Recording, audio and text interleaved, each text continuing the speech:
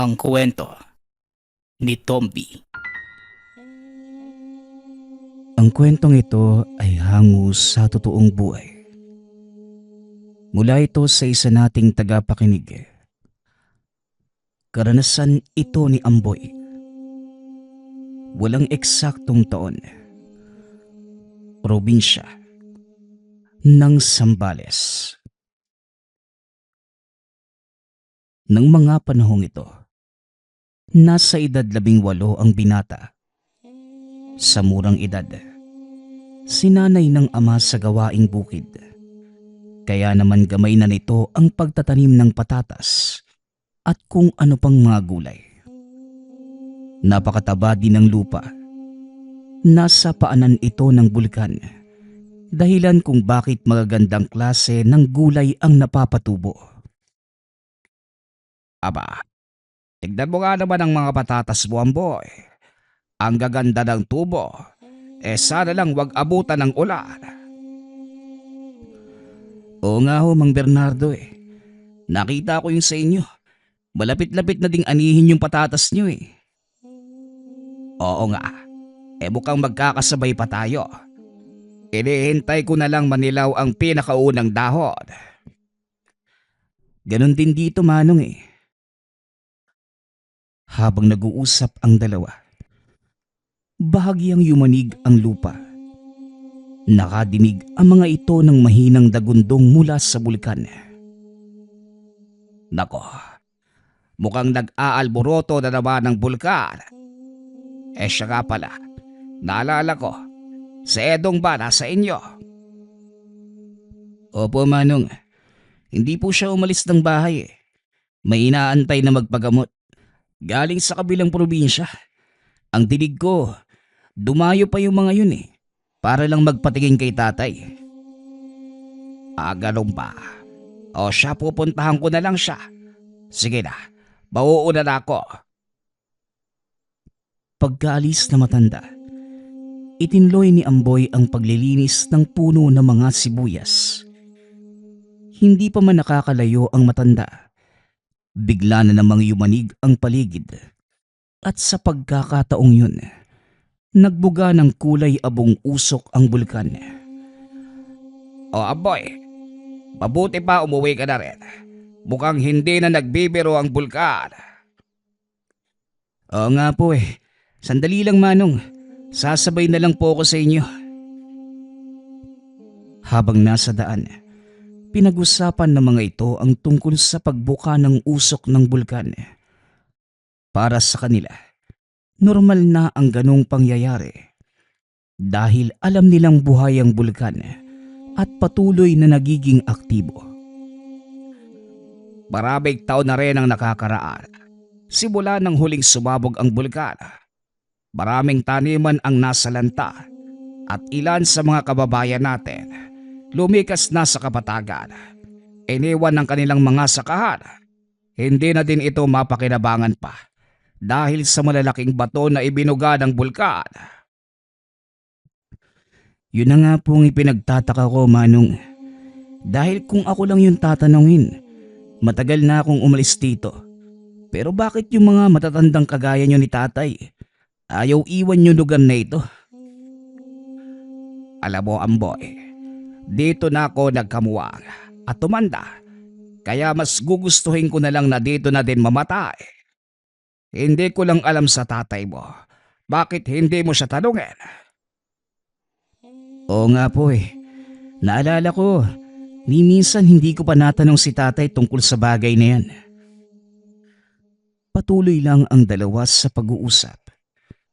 Hindi na malayan ng mga ito na nakarating na sila sa tahanan ni Amboy. May ilang taong nakaupo sa bakuran habang nag-aantay na matapos ang naunang nagpapatingin. Aba, tignan mo nga naman. Halos gabi na. Pero ang dami pa ding nagtsatsagang pumila. Ibang klase talaga ang galing ng tatay mo sa paggagamot, ano? Oo nga po . Minsan hindi na nga nakakapagbihis ng damit si tatay. Diretso tulog na lang sa mahaba niyang upuan dahil sa sobrang pagod. Kung sinisingil niya lang yung mga taong to, aba, hindi nyo nakakailanganing magpakahirap pa sa bukid. Siguro, matatapos ka na rin sa kolehiyo. Iba din ho kasi ang prinsipyo ni Tatay Manong eh. Hindi ho siya tumatanggap ng bayad. Ang dahilan niya, biyaya ng Diyos ang kanyang kakayanan. Kaya ibinabalik niya ito sa mga tao ng libre bilang pagtupad ng kanyang tungkulin. Ang lalim din minsan ng mga sinasabi ni Tatay eh. Tama naman ang iyong ama, Amboy. Ang biyayang makapagpagaling ng kapwa mula sa Diyos, kaya ito pinagkaloob sa kanya dahil may tungkuling kailangang gampanan ng iyong ama. Siguro nga po, Manong. O siya, maupo na ho muna kayo dito sa beranda habang hinihintay yung naunang pasyente ni Tatay. O sige na, wag mo kong alalahanin. Mukhang kailangan ng tulong ni Omel sa mga alaga niyong kambing. Oo nga po eh. Napansin ko, parang balisa yung mga hayop ngayon ah. Hindi po kaya may paparating na bagyo? Duda ko sa bagyo na yan. Sa palagay ko, natatakot sila sa bulkan. Malabong magkabagyo ngayong tag-araw. Mukhang magtatagal pa nga ito sa loob ng 4 na buwan. Ang ikinakatakot ko, baka wala na naman tayong pagkunan ng tubig para sa mga pananim. Sana lang maani ang lahat bago dumating ang anumang sakuna. Napahinto sa pagsasalita si Mang Bernardo nang biglang lumabas sa beranda ang tatay ni Amboy. Ano bang pinag-uusapan niyo, Bernardo? Ano bang sakuna ang tinutukoy niyo? Ang pagsabog ng bulkan? Parang hindi na kayo nasanay. Normal lang na magkaroon ng aktibidad ng bulkan dahil aktibo ito. Sa tagal nating naninirahan, ni minsan ba may napahamak? Sa ngayon Edong wala pang napapahamak dahil ang mga pagsabog na nangyayari hindi kasing lala ng mga una, pero sa oras na malayo nang dumating ang sinasabi mong sakuna, Bernardo. Magtiwala ka lang. Hanggat nasa lugar ang mutya ng bulkan, wala kang dapat ikatakot. Yan ka na naman sa mga mutya mo. Paano namang magkakaroon ng mutya sa gitna ng bulkan? Oo nga po, Tay. Dati mo pa sinasabi sa akin ang tungkol sa mutya ng bulkan na yan. Paano ba kasi napunta yung mutya sa loob ng bulkan? Ang totoo, hindi rin malinaw kung paano itong napunta sa gitna ng bulkan. Pero alam kong totoo ang kwento ng mutya na yon. Ayon pa sa mga kalululuhan ko, ang mutsyang ito ang pumipigil sa mga sakunang nangyayari dito sa paligid ng bulkan. At sa oras na galawin ito o tangkaing kunin, siguradong mawawala sa mapa ang buong kapuluan. Alamat na naman, Tay. Ay nako, alam kong magaling kayong manggagamot, pero hindi naman ibig sabihin nun mapapaniwala niyo ako sa kwentong kagaya ng mutya sa gitna ng bulkan. Mahirap paniwalaan kung hindi mo nasasaksihan, Amboy. Pero isa ito sa mga dahilan kung bakit hindi umalis ang ating mga ninuno sa lugar na ito. Maniwala ka man o hindi, ang lahi natin ang tagapangalaga ng mutsyang yon. Ay nako, Tay, ang mabuti pa, magpahinga na po kayo. Pagod lang yan. Tutulungan ko muna si Omel sa mga kambing. Pinuntahan ni Amboy ang kapatid. Naiwan ang dalawang matandang nag-uusap. Teka ka, Edong. Nakita mo na ba yung mutsyang yon? Bakit parang siguradong sigurado ka tungkol sa kwento mo? Hindi lang basta kwento ang tungkol sa mutya na yon. Dahil nakita ko na ito. Minsan sa loob ng 10 taon, lumalabas ang mutya sa bunganga ng bulkan at nag-iikot sa paligid, naghahanap ng taong mangangalaga sa kanya. Hindi ba? Sa oras na kunin ng mutya, mag-aalboroto ulit ang bulkan. Tama ka, kung ito ay sapilitang kukunin, Ngunit kung kusa niyang ipagkakaloob ang kanyang sarili sa napiling tao, walang mangyayaring masama. E ano naman ang magagawa ng mutya? Nagagawa nitong utusan ng elemento ng apoy. Kahalintulad ito ng mutya ng San Telmo. Ngunit mas makapangyarihan. Dahil sa oras na mahawakan nito ng maling tao, matutupok pati ang kaluluwa ng taong hahawak. Kung totoo man yung tungkol sa mutyang yan, nakakakilabot ang taglay nitong kapangyarihan. Teka, paano naman kung sa mabuting kamay napunta ang mutya? Magbibigay ito ng proteksyon, kakayanan sa taong pinili na gamitin ang elemento ng apoy. Kapalit nun, magiging tagapangalaga ng buong kapaligiran ang taong napili. Hindi rin pala biro ang magtanga ng mutyano. Ay bueno, naparito ako dahil masakit ang likod ko, Edong. Baka pwede mo naman muna akong hilutin. Bakit naman hindi? Nandito ka na din naman. Hala sige, dumapa ka na riyan. Tanaw sila mula sa kinaroroonan nila Amboy at ng kapatid nitong si Omel. Kuya, napapansin ko, madalas yung pagpunta ni Mang Bernardo dito ah. Ano ba yung pinag-uusapan ng mga yan? Mga usaping pangmatanda, Omel. Kaya mo sila. Buti nga ngayon hindi na niya inaayang lumabas ng bahay si tatay sa ganitong oras eh. Nagtataka lang kasi ako, kuya. Ewan ko lang kung napapansin mo ha. Pero sa tuwing nagpupunta si Mang Bernardo rito, ilang araw lang ang lilipas, may mangyayaring hindi maganda. Hoy, yung bunganga mo, mamaya madinig ka ng matanda eh.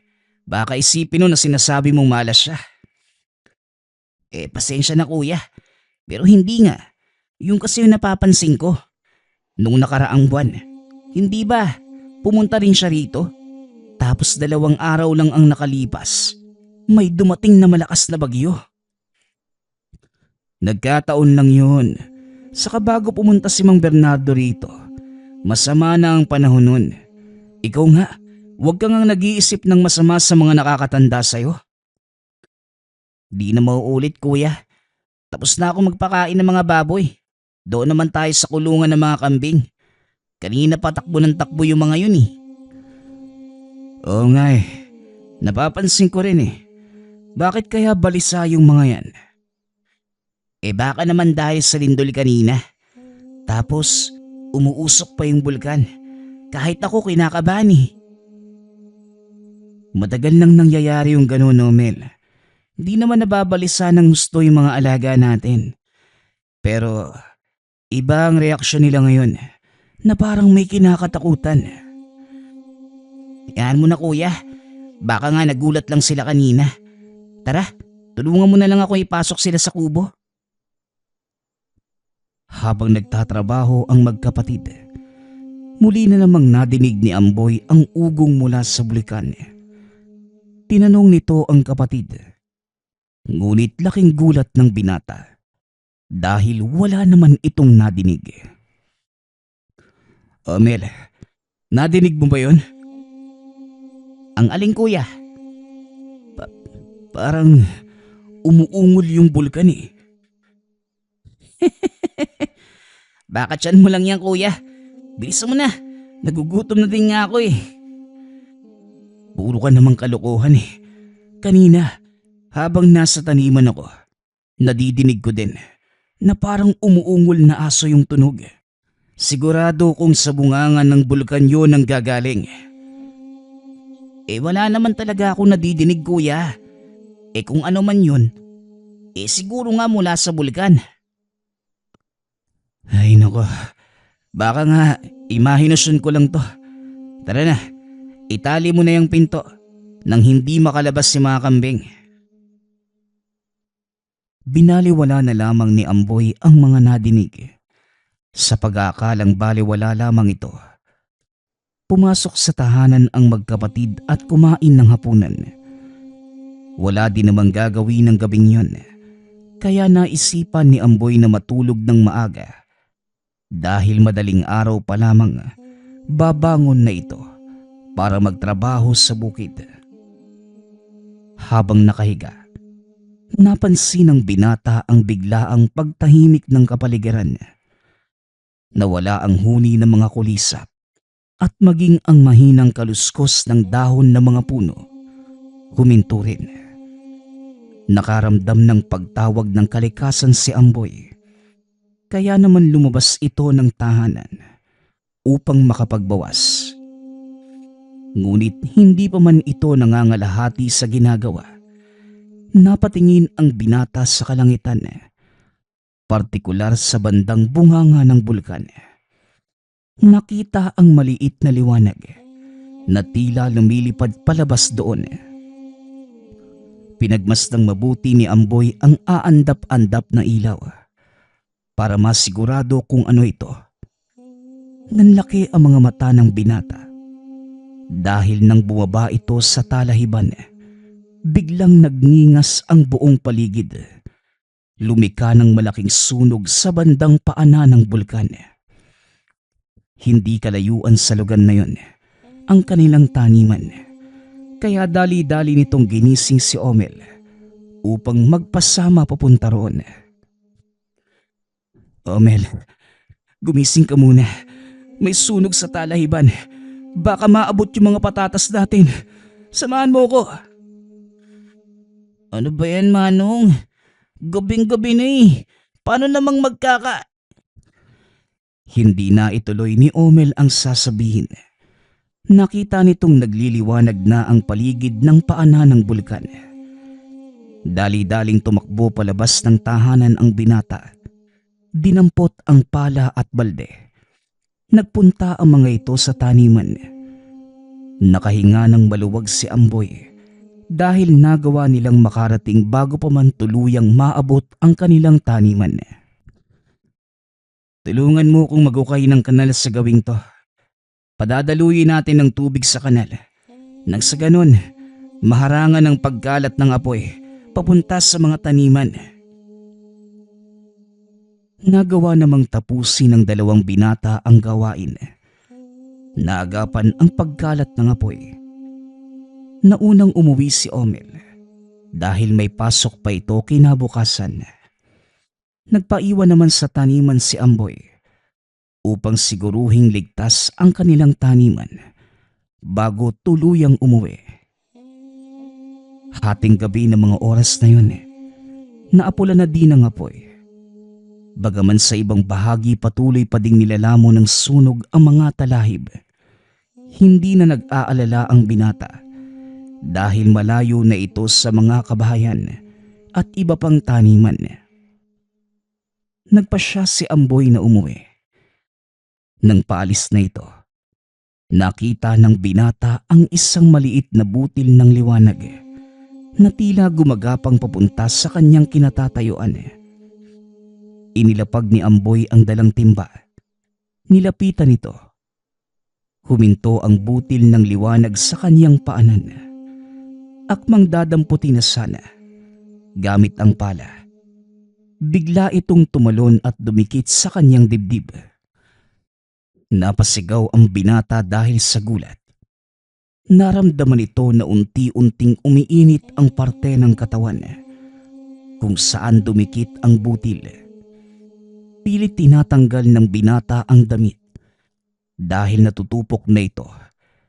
Nagpagulong-gulong sa lupa si Amboy para maapula ang apoy sa kanyang katawan. Ngunit kahit anong gawin ng binata, hindi ito namamatay. Sa sobrang takot na baka masunog ay dali-dali itong tumakbo papunta sa tuburang pinagkukunan nila ng tubig. Inilublob ang sarili. Sa kasamaang palad, nadulas ang paa nito sa bato, dahilan para bumagsak at mawala ng malay. Nagising ang binata. Marahan itong bumangon. Hawak-hawak ang ulo. Tinignan ang mga kamay. Nagpapasalamat ang binata dahil walang natamong pinsala. Naalala nito ang mga nangyari Dali-daling tinignan ang dibdib. Nakita pa nito ang bakas ng paso. Ngunit nagtataka si Amboy kung ano ang bagay na dumikit sa kanya. Tumayo si Amboy. Nilibot ang tingin sa paligid. Napagtanto nitong nasa kalagitnaan ng nasusunog na talahiban. Patuloy na nagniningas ang apoy na nakapalibot sa kanya. Nagulat ito nang biglang may nagsalita. Magandang gabi sa'yo, binata. Pasensya ka na sa abala. Natakot ka ba? Sino hong hindi matatakot kapag nakita niyong matutupok na yung katawan mo? Saka sino ka ba? Anong ginagawa mo rito? Nandito ka pa din sa paanan ng bulkan. Ang pangalan ko ay Telmo. Mukhang malalayang paso mo sa dibdib ha. Maaari ko bang matignan?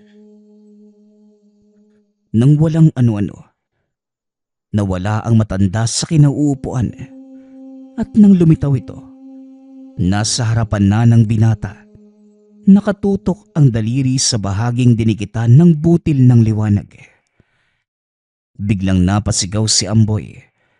Naramdaman itong dumadaloy ang init mula sa bahagi ng dibdib, papunta sa kanyang mga braso. Kumalma ka lang. Walang mangyayari sa iyong masama. Maswerte ka dahil sa lahat ng mga taong nandito. Ikaw ang napili ng mutya ng bulkan bilang bago nitong tagapangalaga. Ano bang sinasabi mo, tanda? Tagasang ka ba? Kung wala kang sasabihing matino, aalis na ako. Sinabi kong kumalma ka at makinig. Hayaan mo kong magkwento. Tinamaan ka ng butil ng liwanag, hindi ba? Oo, tama ho kayo. Ano po ba yun? At parang nakadikit pa yata sa balat ko. Ang butil ng liwanag na dumikit sa'yo, mutya ng bulkan. Alam ko ang magiging reaksyon mo dahil ikaw yung tipong hindi naniniwala sa mga ganong bagay. Pero ngayon, nasa harapan mo na ang katotohanan. Ang kailangan mo na lamang gawin, pakinggang mabuti ang sasabihin ko nang maliwanagan niyang isipan mo. Wala nang nagawa ang binata. Alam niyang hindi rin ito maiiwasan. Pilit pinakalma ni Amboy ang sarili. Naupo ito sa harapan ng matanda. Hinayaan itong magkwento. Uulitin ko sa iyo, ang pangalan ko ay Telmo. Ako ang kinatawang gabay ng mutsyang yan. Ang buong akala ng lahat, isa lamang akong kwento-kwentong panakot sa mga bata. Pero ito ako ngayon. Nasa iyong harapan, buhay at pumapalag-palag pa. Nagulat si Amboy. Minsan na niyang nadinig ang pangalan ng matanda. Hindi nito inakalang totoo pala ang kwento tungkol sa isang matandang kubang nagbabantay sa bulkan. Kung ganun, anong ginagawa ko rito? Ikaw ang tatanungin ko. Anong ginagawa mo rito? Pambihira. Ako ang dapat magtanong. Bakit ibinabalik mo sa akin, Manong? Hindi yon ang ibig kong sabihin. Ano ang dahilan kung bakit ka nabubuhay? Alam mo ba? Biglang natigilan si Amboy sa tanong na matanda. Sa tanang buhay niya, ni hindi man lamang naisip ng binata ang dahilan kung bakit siya isinilang sa mundo. Sa totoo lang, Manong, yan nga din yung tanong ko eh. Siguradong may dahilan kung bakit tayo isinilang sa mundo. Pero tanong ko rin niya sa sarili ko eh. Alam mo, iho, bawat isa sa atin, binibigyan ng katungkulan bago pa man tayo ibaba sa lupa. Sa pamamagitan ng pagsilang, sanggol ka pala. Nakaplano na ang iyong magiging buhay. Kung binigyan ka man ng hindi magandang kapalaran, iyon ay paghahanda para sa iyong tadhana. Masyado yatang malalim yung paliwanag niyo, Manong. Maaari bang sabihin na lang ninyo sa akin ng direkta kung ano ang dahilan? Bakit ako nandito? Masyado kang atat bata. Sabihin mo sa akin, ano ba ang gusto mong madinig, Amboy? Nagulat ang binata dahil alam nito ang kanyang pangalan. Teka, paano mong nalaman ang pangalan ko? Ngayon lang tayo nagkita. Kagaya ng sinabi ko sa'yo, matagal na panahon na akong nabubuhay. Sinusubaybayan ang bawat galaw ng mga tao upang hanapin kung sino ang talagang karapat-dapat na tagapangalaga. Sa kasamaang palad, sa loob ng mahigit 5 dekada, ngayon ko pa lamang siya natagpuan. Sandali lang, ako ho ba ang tinutukoy niyo? May iba pa ba akong kausap dito, iho? Pero, bakit ho ako? Bakit nga ba ikaw? Tumawa ng malakas ang matanda. Bigla itong nawala. Matapos ay unti-unting humupa ang apoy at nadinig ni Amboy ang boses ng kapatid. Muling nawala ng malay ang binata. Nang dumilat ito, nakita niya ang mukha ni Omel. Anong nangyayari? Nasaan ako? Nandito ka pa din sa taniman, kuya. Ikaw nga yung dapat kong tanungin dyan. Tsaka ano bang nangyari sa'yo? Bakit wala ka ng pangitaas? Saka, saan mo nakuha yung paso sa dibdib mo? Hindi ko din alam eh. Tinamaan yata ako ng mainit na bato kanina. Nako kuya, mukhang malalayan ah. Tara na, umuwi na tayo. Nang magamot ni tatay ang paso mo.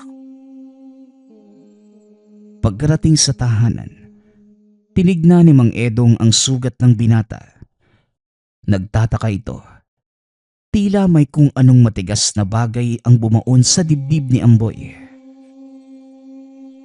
Alam niyo namang kalokohan para sa akin yung mga ganyang bagay, tay. Bakit ko namang gugustuhin magpabaon ng kung ano sa katawan ko? Yan nga rin ang ipinagtatako ko, anak. Saka sino naman ang gagawa nun? Ako lang naman ang may alam kung paano ito gawin ng tama. Kaya mo na, tay. Tatapalan ko na lang po ito ng gamot. Gagaling naman din siguro to ng ilang araw eh. Isa pa, hindi naman nakakasagabal sa pagtatrabaho ko. Ikaw ang bahala. O siya, linisin na natin yung sugat mo. At nang malagyan na ng gamot. Matapos linisin, tinakpan ito ni Mang Edong ng malinis na benda. Kinabukasan, sa kabila ng mga natamong pinsala, nagpunta pa din si Amboy sa taniman upang ipagpatuloy ang trabaho. Habang nagtatanggal ng damo, napansin ito ang isang matandang babaeng aali-aligid. Nakatitig lamang ito sa kanya habang panay ang paling ng ulo. Hindi rin mapakali ang mga mata. At nang titigan siya ng diretsyo ng binata, biglang kumaripas ng takbo. Anong problema ng matandang yun? Napakamot ito ng ulo. Kinahapunan, habang papawi, muli niyang nakita ang matanda. At sa pagkakataong yun, lumapit ito sa kanya habang nakangiti ng nakakaloko at may kung anong ibinulong. Hindi na lamang ito pinansin ni Amboy sa pag-aakalang nasisiraan lamang ng ulo ang matanda. Ngunit ang ipinagtataka nito, ni minsan hindi pa niya ito nakikita sa kanilang baryo. Ilang araw ang nakalipas. Anihan na ng patatas. Maraming tao ang nakitulong kay Amboy.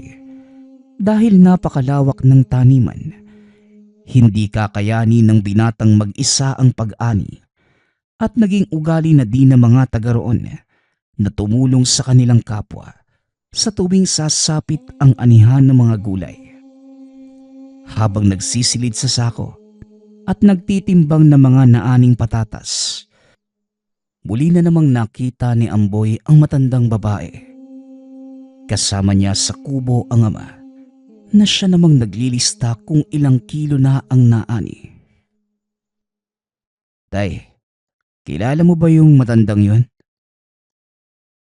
Nag-angat ng tingin si Mang Edong at umiling. Hindi anak eh. Ngayon ko lang nakita yung matandang yan dito. Bakit naman? Wala lang hutay. Nung nakaraang araw, nakita ko din siya rito eh. Tapos nang sumunod naman, nakasalubong ko siya pa uwi. Sa tingin ko, parang may sira sa utak yung matandang babaeng yan eh. Ganun ba? Mukha nga. Base sa kanyang mga pananamit. At baga, Hindi na ituloy ni Mang Edong ang sasabihin nang mapansin nito ang suot na medalyon ng matanda. Bakit tay? Anong problema? ang medalyong suot na matandang yon, pag-aari ng iyong ina. Sabihin mo sa akin, Amboy, anong ginawa mo sa kanya? Wala naman po tay. Bakit po? Ang matandang yan, walang iba kundi si Bikay. Kilalang aswang at mambabarang. Sigurado ka bang wala kang ginagawa sa kanya? Wala talaga tay. Nagulat na nga lang ako eh. Nung makasalubong ko siya, nakangiti ba naman ang nakakaloko sa akin? Pero hindi ko na nga lang pinansin. Alam ko may diferensya sa pag-iisip yung matandang yan eh. Kagaya ng sinabi ko sa'yo, isang mambabarang at bantog na aswang si Bikay. Nakatira sa kabilang bahagi ng bundok. Siya ang dahilan sa pagkamatay ng iyong ina. Seryoso ka ba tay? Akala ko ba namatay sa sakit sa puso si nanay? Namatay dahil sa barang ang iyong inanak at si Bikay ang may gawa nun. Paano naman ho kayo nakakasiguro? Magaling na paltera ang iyong ina. Baliban pa roon, isa din itong kilalang siruhano. Maraming manggagamot ang naiinggit sa kanya dahil na rin sa angking husay sa panggagamot at sa pagpapaanak ng mga kababaihan dito sa ating baryo. Oh, ano naman ang kinalaman ng Bikay na yan sa kamatayan ni nanay? Nakabangga ng iyong ina ang aswang na yan nang minsang magpaanak siya sa kabilang baryo. Hindi kinaya ni Bikay ang lakas ng nanay mo, kaya napilitan itong umatras. Inakala naming hindi na siya babalik, pero ginantihan niya ang iyong ina sa paraang hindi namin inaasahan. Ang akala ko, hindi na babalik ang aswang na yan, kaya hinayaan ko na lang. Pero ngayon, mukhang manggugulo na naman siya. Ano naman po ang posibleng pakay niya? Yan ang hindi ko alam, Amboy. Mag-iingat kayo ng kapatid mo. Wala tayong kaalam-alam kung ano ang dahilan ni Bikay sa kanyang pagbabalik. Gabi na nang matapos nilang anihin ang mga patatas. Kinailangan pa itong patuyuin bago isilid sa sako at dalhin sa pamilihan para hindi tumubo. Mauuna na ako sa bahay. Papupuntahin ko na lamang si Omel dito para may makasama ka sa pagbabantay. Sabado naman bukas, magpatulong ka sa kanya sa pagbibilad ng mga patatas. Sandaling oras lang naman yon. Ang importante lang, matuyo ang mga yan bago isilid sa sako. Sige po tay, ako na po ang bahala rito. Padalhan niyo na lang po ako ng hapunan kay Omen. Dali-dali nang umuwi si Mang Edong. Naiwan si Amboy at ilang kabataang naninimot na mga patatas na naiwan sa taniman. Maliwanag ang buwan ng gabing yun, kaya tuloy ang mga tao sa pagsimot sa mga natitirang pananim. Dinala ng mga ito ang naipong patatas sa kubo ng binata. Ngunit ibinigay na lamang ito sa kanila ni Amboy. bilang pasasalamat sa tulong. Nang matapos ay nagsipag-uwian na ang mga ito. Naiwang mag-isa si Amboy sa kubo habang hinihintay ang pagdating ng kapatid. Nahiga ito sa duyang gawa sa lambat. Nagpa siyang maidlip sandali. Ngunit hindi pa man ito nakakapikit. Napansin na may naglalakad sa taniman. Inakala niya na isa lamang itong batang naninimot, kaya sinabihan niya itong umuwi. "Oy bata, umuwi ka na nga. Gabi na, bukas ka na lang bumalik. Isa pa madilim na kaya wala ka nang makikita." Hindi ito nagsalita. Sa halip, nagpatuloy lamang sa paglalakad papunta sa kubo. Dito na napatayo si Amboy. Nilapitan ang tao. Nanlaki ang mga mata ng binata. Nang makita na ang naglalakad ay walang iba kundi si Bikay. "Ibigay mo sa'kin ang mutya." Napaatras ang binata. Nahawakan nito ang palang nakasandal sa haligi ng kubo. Huwag kang lalapit. Kung ayaw mong hampasin kita nitong hawak ko." "Hindi mo ko matatakot sa pala. Ibigay mo sa akin ang mutya. Kung hindi mo ito kayang gamitin." "Anong mutya ba ang sinasabi mo?" "Huwag ka nang magmaang-maangan dahil nakabaon ito sa iyong dibdib." Hinawakan ng binata ang sugat. Naramdaman nito ang bahagyang pag-init ng dibdib. Teka, paano mong nalamang mutya ito?" "Huwag ka nang puro tanong. Ibigay mo sa akin ang mutya. Kung hindi, kukunin ko ito sa iyo ng sapilitan at hindi mo yon magugustuhan." "Subukan mong lumapit. Baliw kang matanda ka. Hindi ako nagbibiro. Hahampasin talaga kita ng hawak kong pala." Hindi nagpatinag ang aswang. Sa halip, nagpatuloy ito sa paglakad habang inaabot ang dibdib ng binata. Sa takot ni Amboy, hinampas niya ito ng pala sa ulo. Laking gulat naman ng binata dahil pumaling lamang ito na parang walang nangyari.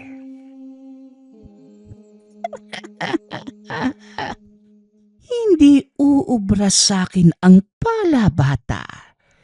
Ibigay mo na sa akin ang mutya kung ayaw mong masaktan." "Ang kulit mo. Hindi ko nga alam kung anong sinasabi mo.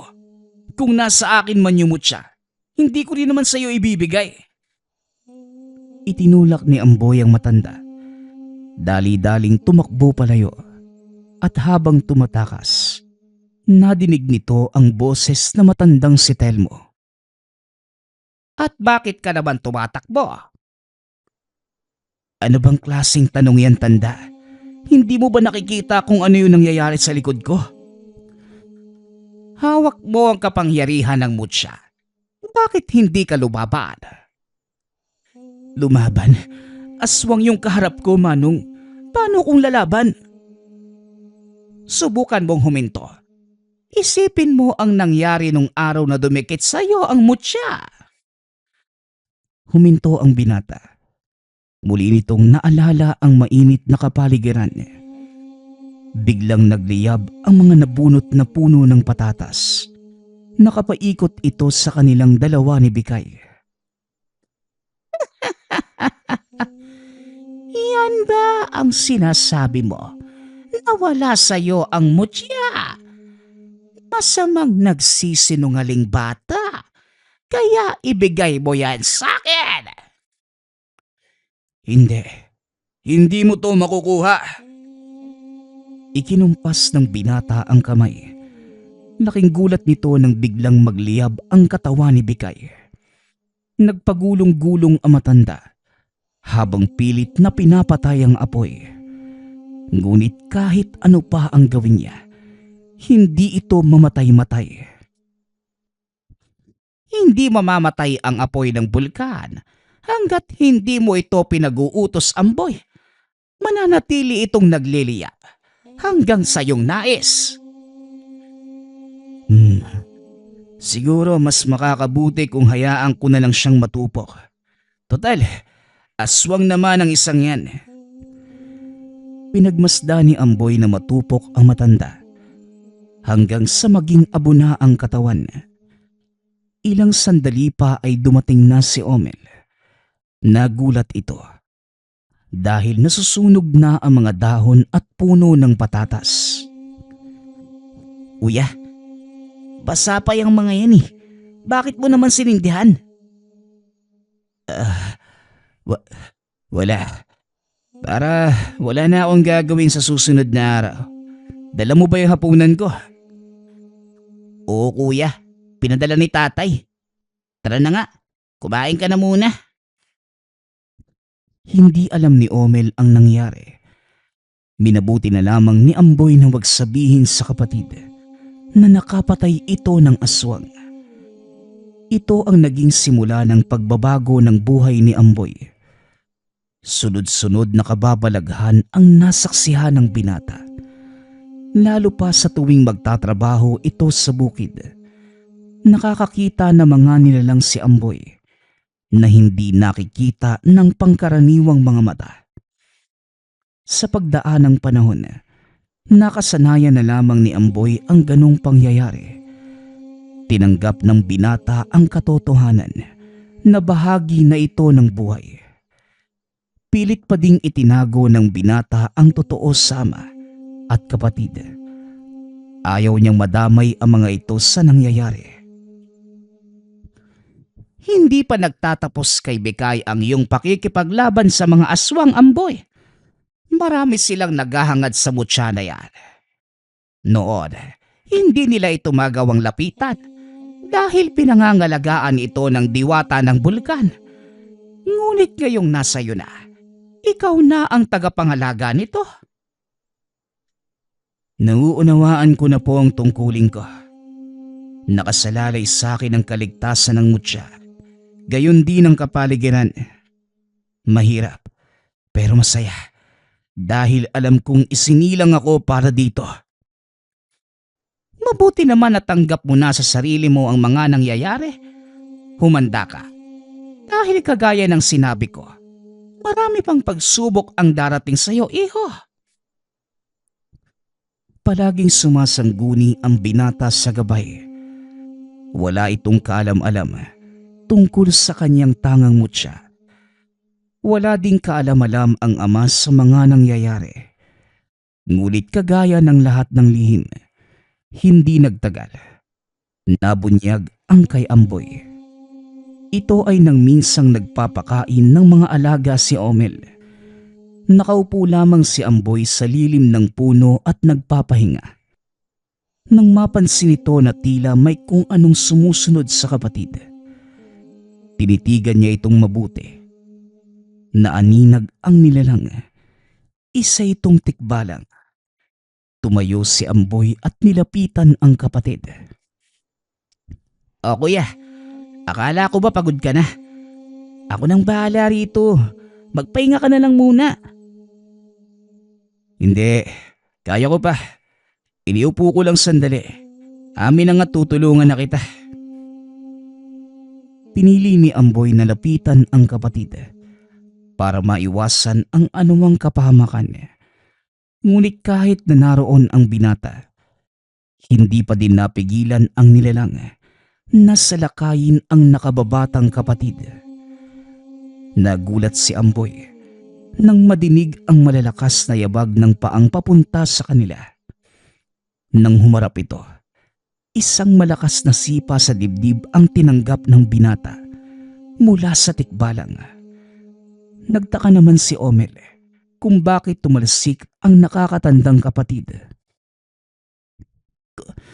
Kuya, ano bang nangyayari sa'yo? Bakit ka tumalsik? Tumakbo ka na, Omel. Lumayo ka rito. Sigaw ni Amboy. Ngunit hindi maunawaan ng kapatid ang sinasabi nito. Bakit ho ba, Manong? Ano bang nangyayari? Dali-daling tumayo si Amboy. Itinulak ang kapatid. Nakita nitong papasugod na naman ang tikbalang. Kinuha ng binata ang palakol na nakasandal sa sulok. Sinalubong niya ito. Huwag kang makialam. Hindi ikaw ang pakay ko. Pasensya na, pero hindi ko papayagang galawin mo ang kapatid ko nang walang dahilan. Walang dahilan. Sinira ng kapatid mo ang aming tirahan. Nang itumba nila ang patay na puno sa liwasan ng baryo. Itinulak ni Amboy ang tikbalang. Tinignan ng kapatid. Dahil hindi nadidinig ni Omel ang sinasabi ng tikbalang, kaya si Amboy ang nagtanong sa kanya. Omel, may patay na puno ba kayong itinumba? Natigilan ang kapatid. Naalala nito ang ginawa nila ng mga kaibigan. Opo kuya, meron. Naalala kong may tinumba kaming patay na puno. At ang sabi sa akin nung matanda, may naninirahan daw na engkanto roon. Ayan. Siya na mismo ang sumagot sa iyong katanungan. Ngayon, sabihin mo sa akin kung wala akong dahilan na sakta ng binatang yan. Hindi kita masisisi, pero hindi ko din hahayaang saktan mo ang kapatid ko. Nakatayo ka sa bakuran ko ngayon at hanggat kaya ko pang magpasensya. Wala akong kinikilalang dome. Kailangang pagbayaran ng kapatid mo ang kanyang kasalanan. Subukan mong galawin ang kapatid ko. Hindi kita sasantuhin. Huwag mong sabihing hawak mo ang mutya ng bulkan dahil hindi ako natatakot. Pwes, tignan natin. Muling sumugod ang tikbalang sa binata. Sinalubong naman ito ni Amboy. Hindi makalapit ang tikbalang dahil biglang napaligiran ng apoy ang katawan. Nagulat si Omel nang makitang nag-aapoy ang katawan ng nakakatandang kapatid. Patuloy na nakipagsagupaan si Amboy hanggang sa mapasuko nito ang tikbalang. Tama na. Totoo nga ang sinabi nila na walang nakakatalo sa taong may tangan ng mutya mula sa bulkan. Pero hinihiling ko sa iyo na sana maging patas ka sa paghusga. Hindi lang tao ang kailangan mong protektahan, kundi pati ang mga engkantong umaasa sa kapangyarihan ng mutsyang yan. Ako nang bahalang magdisiplina sa kapatid ko, tikbalang. Umalis ka na rito at huwag ka nang babalik. Kalimutan mong nangyari ang kaganapang ito. Panghahawakan ko ang sinabi mo. Nawa ay matutunan ng kapatid mo ang aral na ituturo mo sa kanya. Dali-daling tumakbo ang tikbalang. Nang makalayo ito, saka naman kinausap ni Amboy si Omel. Hindi ka ba nag-iisip, Omel? Bakit nyo naman itinumba yung patay na puno? Anong ginagawa nun sa inyo? Napagkatuwaan lang po namin, Manong. Hindi ko po kasi alam na may nakatira doon. Pasensya na po. Hindi ka sa akin dapat humingi ng tawad, kundi sa mga nilalang na nasaktan mo. Opo, Manong. Gagawin ko po. Sinunod ni Omel ang sinabi ng nakakatandang kapatid. Simula noon, hindi na muling nagpakita ang tikbalang. Nang mga sumunod na araw, habang nanggagamot ang ama, nagpasya si Amboy na manood. Isang batang ginagambala ng kapre ang pasyente. Nahihirapan si Mang Edong na hulihin ang nilalang dahil masyado itong malakas. Hindi na sana magsasalita ang binata. Ngunit dumating si Omel at biglang tinanong si Amboy. Manong, di ba kaya mong makipag-usap sa mga engkanto? Bakit hindi mo subukang makipag-usap sa nakasapi dyan sa bata? Napalingon si Mang Edong nang madinig ang sinabi ni Omel. Anong sinabi mo, Omel? Amboy, anong ibig sabihin ng kapatid mo? Yung bunganga mo talaga kahit kailan, Omel. Wala po, tatay. Nagbibiro lang po si Omel. Hindi po ako nagbibiro, tay. Totoong may kakayanang makipag-usap si Manong sa mga engkanto. Nagdiliyab pa nga yung katawan niya eh. Omel, manahimik ka! Kung totoo ang sinasabi ni Omel, ano ang ikinakatakot mo, anak? Kailangan ko ng tulong ng isang taong may kakayanang makipag-usap sa mga engkanto. Isang kapre ang nakasapi sa katawan ng batang ito at buhay niya ang nakasalalay. Napaisip si Amboy sa sinabi ng ama. Tumayo ito at lumapit kay Mang Edong. Ano ho bang gagawin ko, tay? Ilagay mo sa noo ng bata ang palad mo. Sundan mo ang sasabihin ko. Nag-usal na mga dasal si Mang Edong. Sinundan naman ito ni Amboy. Maya-maya ay biglang nangisay ang katawan ng bata. Akmang tatanggalin na ni Amboy ang kamay sa noo ng paslit. Ngunit hinawakan ito ni Mang Edong. Wag na wag mong tatanggalin ang kamay mo kung ayaw mong maligaw sa katawan ng iba ang kapre. Ilang sandali pa, huminahon na ang paslit. Nag-angat ng tingin sabay ngiti ng nakakaloko. Ang tagapangalaga ng mutya ng bulkan, anong kailangan mo sa akin? Tanong ng nilalang na nakasapi sa katawan ng paslit. Nagulat ang mga magulang nito dahil napakalaki ng boses. Day, ano nang gagawin ko? Kausapin mo siya nang hindi inaalis ang kamay mo sa noo ng bata. Nasa ibang lugar ang kapreng yan at tanging diwa lamang niya ang nakakulong sa katawan ng bata. Magsalita ka.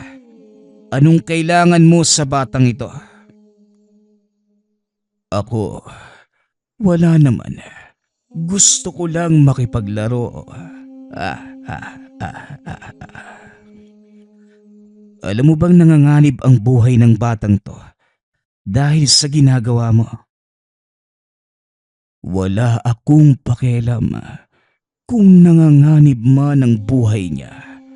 Hindi rin naman ninyo alintana ang aming mga buhay sa tuwing sisirain ng mga kagaya nyo ang kapaligiran.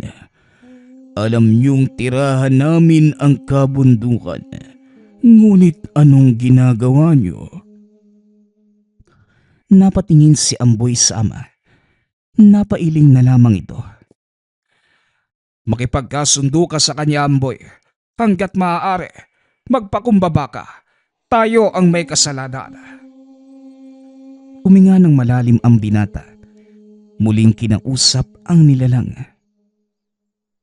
Kung gayon, ano ang maaari naming gawin para bitawan mo ang batang ito? Sa palagay ko, wala kayong magagawa. Hindi ko bibitawan ang batang ito. Siya ang kabayaran ng kasalanan ng kanyang ama. Sa pagkakataong ito, mukhang wala ng silbi ang pakikipag-usap. Malakas ang kapreng yan. Hindi ko siya madadaig sa kumbate espiritual. Bakit hindi ko subukang harapin ang nilalang na ito? Nababaliw ka na ba, Amboy? At ano naman sa tingin mo magagawa ng kagaya mo? Kaya mo lang makipag-usap sa kanila, pero hindi mo magagawang sakta ng isang elemento. Diyan kayo nagkakamali, Tay. Turuan niyo ako kung paanong matutunto ng kinaroroonan ng isang to. Sigurado ka ba, anak? Mapapahamak ka lang, Amboy. Sinasabi ko sa'yo. Magtiwala ka lang, Tay. Ako nang bahala. Nag-usal ng mga dasal si Mang Edong. Iniihip ito sa bata. Matapos ay nakita ni Amboy ang puno kung saan nananahan ang kapre. Ako nang bahala rito. Siguraduhin mo lang na makakauwi ka ng ligtas, Amboy. Kagaya ng sinabi ko sa'yo, Tay. Magtiwala ka lang sa akin at ako nang bahala. Dali-daling tumakbo ang binata papunta sa kabundukan. Narating nito ang malaking puno ng baleteng nasa kalagitnaan ng malawak na kapatagan. Palapit pa lamang ang binata. Nakita na nito ang mga nilalang na nagtitipon-tipon sa paligid. Muling nadinig ni Amboy ang boses ni Tandang Telmo. Mag-iingat ka sa mga nilalang na yan. Dahil hinahangad din nila ang tangan mong mutya. Mukhang patibong ang pinasukan mo, Amboy. Ganun ho ba? Tignan natin kung ano ang magagawa nila, Manong. Naglakad ang binata papunta sa puno. Humarang naman ang mga nilalang. Nagsipaghandang sumugod. Iisa lang ang pakay ko sa pagpunta rito. Yon ay walang iba, kundi ang kapreng nananahan sa punong ito. Magpakita ka kung ayaw mong sunugin kita ng buhay, kasama ang tirahan mo. Biglang nabalot ng makapal na usok ang paligid. Nanlaki ang mga mata ni Amboy nang magpakita ang malaking nilalang sa kanyang harapan. Ang lakas ng loob mo na dumayo sa aking teritoryo at hamunin ako. Sa palagay mo, kutong lupa, anong magagawa ng kagaya mo sa malaking nilalang na tulad ko? Laki nga ba ang pinag-uusapan natin dito? Isang bagay lang ang gusto kong gawin mo. Pakawalan mo ang kaluluwa ng batang ginagamot ng tatay ko. Ikaw pala ang taga-ingat ng mutya ng bulkan. Anong ginagawa mo dito? Saka bakit ka ba nagbubuwis ng buhay para sa mga taong ito? Simple lang, dahil nasa ilalim sila ng aking pangangalaga at wala kang karapatan na hulihin ang mga kaluluwang yan. At paano kung hindi ko gawin? Paano kung sindihan ko hindi lang ang tabako mo, kundi pati ang bigote mo? Taga-ingat ka lang ng... Hindi na naituloy ng kapre ang sasabihin. Biglang nagliyab ang damo sa paligid ng puno. May sinasabi ka ba, kapre? Ano? Papakawalan mo na ba ang kaluluwa? O pipigain pa kita? Paano mong nauutusan ng apoy? Yan din ang tanong ko nung una. Pero ngayon, alam ko na kung bakit. Hindi lang ako basta taga-ingat ng mutya. Ako ang tagapangalaga nito. At ang katawang to ay kanyang tahanan. Nanlaki ang mga mata ng kapre nang ipakita ng binata ang dibdib. Nakabaon doon ang mutya. Nagliliwanag kasabay ng pintig ng puso ng binata. Nagsipag-atrasan ang mga nilalang maliban sa tikbalang at kapre. Kapre, ang mabuti pa, sumuko ka na lang. Hindi mo kakayanin ang binatang ito. Taglay niya ang kapangyarihan ng apoy at kaya niyang pagutusan maging ang bulkan. Gusto kong subukan niyang sinasabi mo, tikbalang. Binata, talunin mo ko sa isang labanan. At kapag nanalo ka, Ibabalik ko sa iyo ang kaluluwa ng bata at maaari mong gawin ang anumang naisin mo. Pero sa oras na matalo ka, ipagkaloob mo sa akin ng kusa ang mutya. Maling desisyon ka, kapre. Sinasabi ko na sa iyo, hindi ka mananalo. Manahimik ka, kabayo. Tumayo ang kapre, dumampot ng pamalo. Ngunit nang ihahampas na ito kay Amboy, biglang nagliyab ang kahoy, dahilan para mabitawan ng nilalang at tumama sa paa. Nagpatalon-talon ang kapre dahil sa sakit. Napahawak na lamang sa noo ang tikbalang. Bahala ka na nga. Naupo ito sa putol na puno. Pinanood ang laban ng dalawa. Walang magawa ang kapre dahil kahit anong damputin, kaagad na natutunaw o hindi naman kaya nagiging abo. Sinabi ko na sa iyong hawak ko ang kapangyarihan ng apoy at kaya kong tunawin at gawing abo ang anumang naising ko. Ito ang kapangyarihan ng mutya ng bulkan. Binigyan kita ng pagkakataong sumuko, pero hindi ka nakinig. Ngayon, lasapin mo ang kabayaran ng iyong pagmamatigas. Biglang natupok ang katawan ng kapre. Nagsisigaw, nagmamakaawa. Ngunit hindi nakinig ang binata.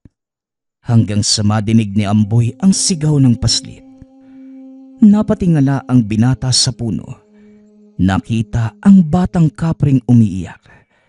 Ikinumpas ni Amboy ang kamay. Nawala ang apoy sa katawan ng kapre. Magpasalamat ka, kapre, sa iyong anak. Kung hindi dahil sa kanya, wala ka na sana. Kagaya ng inaasahan ko, mahina ka nga. Pero tanggap ko ang aking pagkatalo. Ngayon sabihin mo sa akin kung ano ang nais mo. Wala naman akong ibang gusto, kundi pakawalan mo ang kaluluwa ng batang binihag mo. Masusunod at simula ngayon, asahan mo ang aking katapatan. Hindi ko yun hiniling, pero kung kusa mong ipagkakaloob, hindi rin ako tatanggi. Matapos ang pakikitunggali, nakuha ng binata ang respeto ng mga elemento sa paligid ng bulkan. Gumaling din ang batang ginagamot ni Mang Edong. Laking pasasalamat ng pamilya. Nangako ang ama na ititigil na ang iligal na pumumutol ng kahoy sa gubat. Pinag-aralan din ni Amboy ang panggagamot. Sinunda ng yapak ng ama. Kalaunan, nakilala ang binata bilang manggagamot. Ngunit bigla na lang itong naglaho. Hindi alam ng mga tao kung saan napunta si Amboy. May mga haka-haka. Naninirahan na ito sa bunganga ng bulkan bilang bagong tagapangalaga ng mutya. Wala na ding naging balita ang kanyang ama sa kanya. Maging si Omel na sinubukan pang hanapin ang nakakatandang kapatid. Ngunit wala ding nakita ni isang bakas. Gayunpaman, nanatili sa mga puso ang iniwang legasiya ni Amboy.